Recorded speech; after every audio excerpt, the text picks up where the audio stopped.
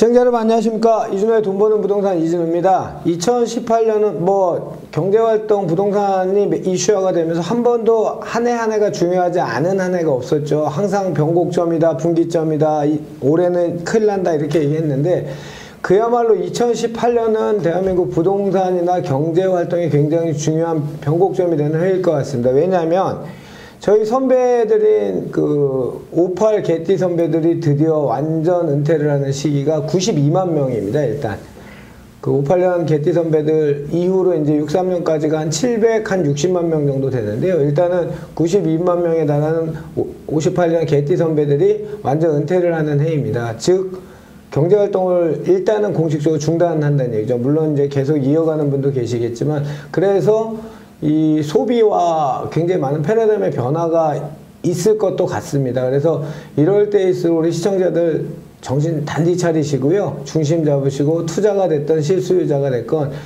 정확한 정보를 가지고 움직였으면 좋겠습니다. 오늘도 우리 시청자들 궁금해하시는 정보를 갖고 여러분들과 같이 한번 이야기 나눠보도록 하겠습니다. 오늘 주제는 부동산 규제 시대 살아남기라는 주제를 가지고 역시 명쾌한 답을 주실 분 모셨습니다.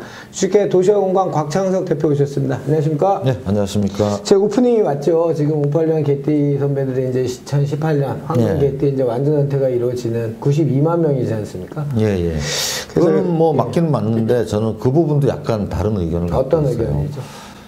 이제 경제 활동 인구 또는 뭐 부동산 주택으로 따지면 주택의 유효 수요층을 따질 때 보통 뭐 만 54세면은 그 잠재 유효 수요층에서 이탈한다 뭐 이런 이론이 있는데, 이것도 이런 이론이 정립된 게 벌써 수십 년 전 얘기고요. 그 사이에 우리 평균 수명이 많이 늘었거든요. 그렇죠. 그래서 획일적인 인구론만 가지고 얘기하기에는 너무 사회가 복잡해져 있고요. 지금도 뭐 보면은 매년 평균 수명이 한 3년에 1살 정도씩 늘어나는 것 같아요. 그러면 수십 년 전에 뭐 54세와 지금의 54세가 같은 연령이라고 볼 수 없는 거죠. 그리고 58년 개띠가 은퇴한다고 얘기는 하지만 지금 뭐 60세가 됐다고 해서 60세가를 보고 노인이라고 하는 사람은 없잖아요. 그래서 제가 아까 공식적인 은퇴. 그리고 최근에 보면은 이런 주택을 활발하게 구입하는 그 연령대를 보면은 오히려 60대가 더 많아요. 맞아요. 그거 작년에 초에 한국감정원 최미호 원장 제 프로에 출연하셨거든요. 그때 당시에 굉장히 유의미한 통계가 났던 게 한국감정에서 처음 났었어요. 뭐냐면 그 60대 이후에 주택 구매가 굉장히 는다라는 그 기사가 한번 자료가 나온 적이 있었거든요. 뭐 아무래도 학습 효과도 있을 거예요. 예전에 뭐 집으로 돈을 좀 더 벌어봤기 때문에 그 투자 목적으로 집을 구입하시는 분이 젊은 층보다는 오히려 노인층이 더 많이 발생해요. 여기 땀인가요? 뭐가 좀 맺혔습니다. 좋습니다. 바로 본론으로 들어가겠습니다. 부동산 규제 시대 살아남기. 이거 저희 아들이 초등학교 때 땡땡땡 살아남기 이런 학습 만화들이 유행했었거든요. 제가 패러디해봤습니다.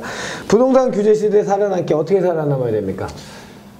이제 문재인 정부 들면서 본격적인 부동산 규제 시대가 시작이 되고 있는 것 같습니다. 근데 이제 많은 분들이 부동산을 규제할 때도 욕을 하고 또 부동산을 부양하면 또 욕을 해요. 그래서 정부는 이러나 저러나 이제 욕을 먹게 되는데, 사실 이제 정부의 입장이라는 게 그렇습니다. 뭐 아무 의미 없이 규제를 하거나 부양을 하거나 하지는 않거든요. 지금처럼 좀 과열이 될 것 같으면은 좀 선제적으로 규제하는 게 있고요. 또 너무 침체되어 있으면 어쩔 수 없이 부양을 하게 됩니다. 그런데 이런 규제 정책이나 부양 정책이 어느 정도 적정선을 지키는 경우하고 너무 또 과도하게 지나치게 나가는 경우에 결과가 좀 달라질 수 있거든요. 근데 이 적정선이라는 판단의 기준 자체가 너무도 상이하다 보니까 지금 수급 불균형 저희 많이 얘기했지 않습니까? 근데 그 기준은 그거죠. 이제 이 규제가 시장의 기능을 어느 정도까지 인정을 하면서 가는 거냐, 아니면 시장의 기능을 현저하게 죽이느냐에 따라서 결국은 나중에 가보면은 결국은 시장 기능에 의해서 가격이 결정되는데, 당연히 그렇죠. 너무 강력한 규제를 하다 보면은 시장 기능이 없어져서 나중에 더 큰 부작용, 또 뭐 집으로 따지면은 더 큰 집값 상승 이런 걸 불러올 수 있다는 거죠. 과거에 예를 들면은 우리 뭐 정권이 계속 우리 5년 단임이니까 바뀌어오고 있지만은 참여정부 시절에 지금하고 비슷한 규제를 했는데 이제 지나놓고 보니까 결과적으로 그때 막 집값 잡는다고 했지만은 2003년 이후에 2008년까지 그 참여정부 재임 기간 중에 서울 아파트 값이 거의 100% 가까이 뛰었어요. 그렇게 규제를 한 결과 집값이 잡혀야 되는데 오히려 누르면 누를수록 더 집값 뛰는 현상을 보이고 있거든요. 부동산 정책의 역설이죠, 정말. 예, 최근에도 그렇습니다. 이제 문재인 정부 들어서 파리 대책해서 뭐 여러 가지 규제들을 쏟아놨죠. 뭐 청약 분양에 관련된 거 거래도 금지시키고 또 뭐 분양가 상한제 뭐 일부 도입을 하고 뭐 대출도 그 규제를 하고 요즘은 최근에 이제 세금까지 규제를 하고 있는데 최근에 집값이 잘 안 잡히잖아요. 물론 뭐 일부 지역은 잡히지만은 일부 지역은 벌써 그 규제 효과가 나타나기 시작하는 거예요. 미분양이나 과잉 공급 얘기가 뭐 나올 수밖에 없는. 그거는 이제 내년 뭐 계속 지속이 되겠지만 지금 현재 집값이 이렇게 불안정한 이유를 보면은 파리 대책에서 대부분의 재건축들 조합 설립인 관한 재건축에 대한 거래를 금지시켰잖아요. 그렇죠. 이게 말하자면 우리 이거죠. 결국은 시장 수급에서 결정되는데 매물의 공급이라는 원천 루트를 차단해버린 거예요. 뿌리를 끊어버린 거예요. 매물이 나온다는 거는 마치 물이 흐르는 것과 같아서 나오는 물이 있어야, 예를 들면 우리가 우물이 뭐 10군데 있는데 그 우물 중에서 우물 한 5군데를 폐쇄시킨 거나 마찬가지예요. 그렇죠. 그러면은 그 물을 이용하는 사람들 입장에서는 10군데 우물에서 물을 떠가는 경우와 지금 이제 5군데가 없어졌어요. 나머지 5군데에서 물을 떠가는 경우 경쟁이 더 세지는 거죠. 일시적이긴 하지만. 이게 목초지의 비극인가요? 그런 거 있잖아요. 그런 거죠. 지금 그 규제 효과라는 게 벌써 이제 뭐 서울은 투기 지역이 지정이 됐고 양도세도 벌써 파리 대책 이후에 8월 3일부터 가산세 10%가 붙었어요. 그러니까 또 매물이 잠기는 효과가 발생되니까 투기 지역, 말하자면 집값을 잡고 싶은 지역일수록 매물량이 적어져서 오히려 거기에 경쟁률이 더 세지고 가격이 올라가는 현상이 벌써 시작이 됐잖아요. 그런데 또 내년 가면은 더 심화될 수 있어요. 지금 이제 임대사업자에 대한 뭐 혜택을 준다고 하고 우리가 다주택자 임대사업 활성화 방안하고 내놓았지만은 시장에서는 반응이 별로 없던데요? 그게 이제 말하자면 지금 우리가 관심 있는 지역들은 대부분 그 임대사업 요건 중에서 공시 가격 6억 이하인데 6억 초과 지역에 다들 관심이 있거든요. 그러나 6억 이하 지역들도 보면요. 6억 이하 지역은 뭐 많은 분들이 중공공 임대라든가 일반 단기 임대를 양도세를 중과세를 회피하기 위해서 등록을 할 겁니다. 그럼 이게 나중 어떤 결과를 낳게 되냐면은 결국 서민 주거 지역일수록 임대 사업자가 많이 탄생하게 돼요.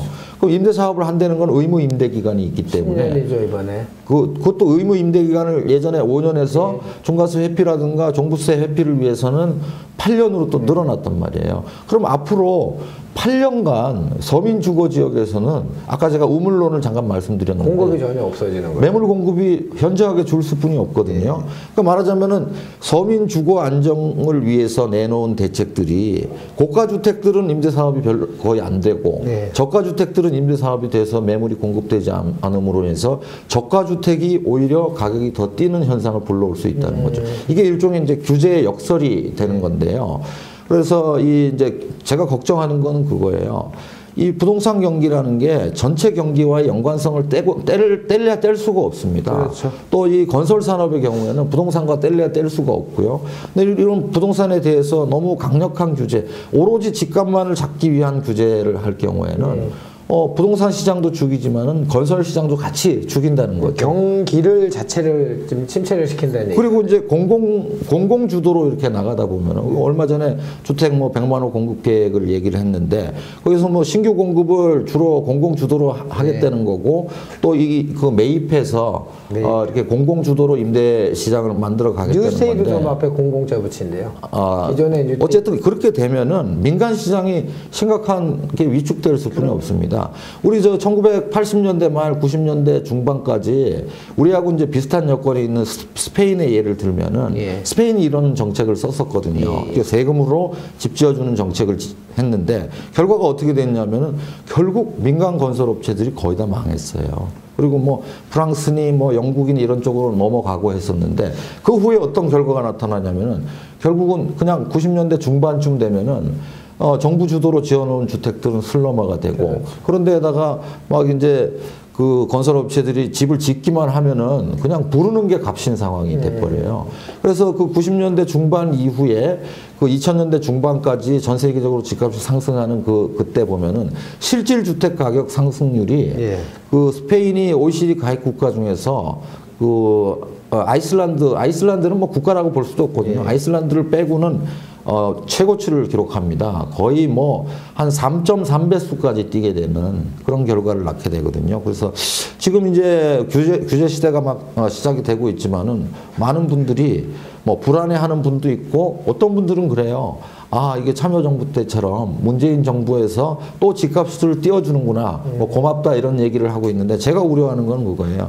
이렇게 너무 심하게 누르다 보면은 전체적으로 산업 전 후방 연관 효과가 큰 크죠. 건설 부동산 시장의 죽음으로 인해서 전체 경기에 악영향을 미치지 않겠냐. 뭐 그런 우려도 있고요. 또 한 가지 우려는 지금 민간 건설업체들이 그 신규 공급 계획을 잡지를 못하고 있어요. 그렇죠. 이미 작년 하반기부터 그 중도금 집단 대출이 많이 규제됐기 때문에 사실 우리가 내년에 입주 대란 뭐 역전세난 이걸 얘기를 하고 있지만은 2019년 4쿼터, 4분기부터는 또 입주량이 현저하게 줄어들고 있습니다. 예. 이런 상황에서 공공주도로 진행하다 보면은 거꾸로 역전세난 일어나고 얼마 안 있어서 다시 전세 대란이 일어날 우려가 있어요. 이런 부분들 때문에 저는 시장 참여하시는 분들한테 좀 권하고 싶은 게 그겁니다. 물론 우리가 이제 지켜봐야 됩니다. 시장이 어떻게 흘러갈지 워낙 유기적이기 때문에 그렇죠. 예, 지켜봐야 되지만은 내가 지금 뭐 양도세 중과세를 했으니까 나는 뭐 이제 투자는 끝났다. 투자 시대는 끝났다. 지금이 마치 2003년 말하고 비슷해요. 12구 대책에서 양도세 중과세 내놨던 때하고 비슷한데 아 이제는 끝났다 이렇게 딱 접어버릴 일은 아니라는 거예요. 시장을 예의주시하면서 그때 이제 2003년도 말에 아 우리 똘똘한 한 채로 가자 뭐 이렇게 이제 투자해봤자 3분의 2는 세금으로 뺏긴다 뭐 이렇게 했지만 지금 이제 시간이 10년 이상 지나서 결과가 어떻게 됐습니까? 그때 정말로 똘똘한 한 채로 갔던 분들이 성공했나요? 그렇지 않잖아요. 오히려 그 후에 중대형 시장이 초토화되면서 똘똘한 한 채로 갔던 분들이 10년 동안 장기적으로 자산이 뭐 묶이고 또 가격이 떨어지고 이런 결과를 빚었잖아요. 그래서 시장은 사실은 저는 계속 돌고 돈다고 보거든요. 그럼 정리를 부동산 규제 시대 살아남기 어떻게? 저는 그래서 규제 시대 살아남는 포커스는 그렇게 보고 있습니다. 기존에 생각하던 본인의 그 생각의 기초를 바꿔야 된다고 저는 생각합니다.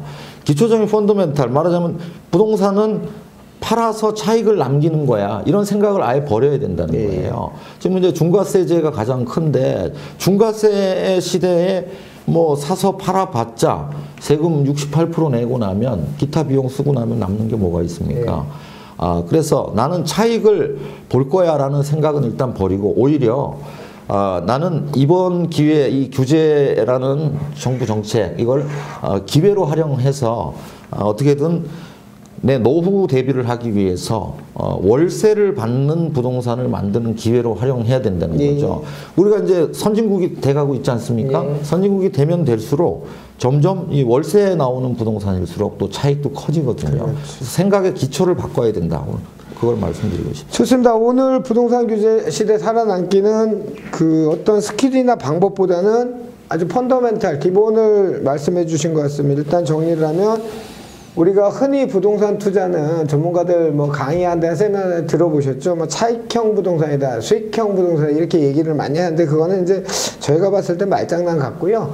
그러니까 흔히 말하는 우리가 이제까지 알았던 차익형 부동산, 캐피탈 게인이라고 하는 차익형 부동산으로 하면 세금이 68점 최고 2%가 그렇죠? 그렇죠. 너무 과도한 세금을 내면서까지 하지 말고 차라리 우리가 강의할 때 많이 하는 얘기 있죠. 위기는 위험과 기회가 공존하다는 말이라는 것처럼 생각의 전환을 좀 해서 이제는 캐피탈 게인이 아닌 현금 흐름, 캐시플로우형 부동산을 취득하면 이게 자연스럽게 안정적인 수익이 발생하면 당연히 부동산 가격 상승도 이루어지니까 딱딱 나눠서 나는 차익형이야, 나는 뭐 수익형이야, 이런 문제는 아니고 이런 불황기일수록 캐시플로우를 중시 여기는 부동산을 일단 준비를 하시는 게 기본일 것 같습니다. 이렇게 정리하면 되겠습니다. 예, 그렇습니다. 예. 알겠습니다. 오늘도 좋은 재밌는 주제를 가지고 부동산 규제 시대 살아남기라는 주제를 가지고 곽창석 대표님과 재밌는 이야기 나눠봤습니다. 시청해주셔서 감사합니다.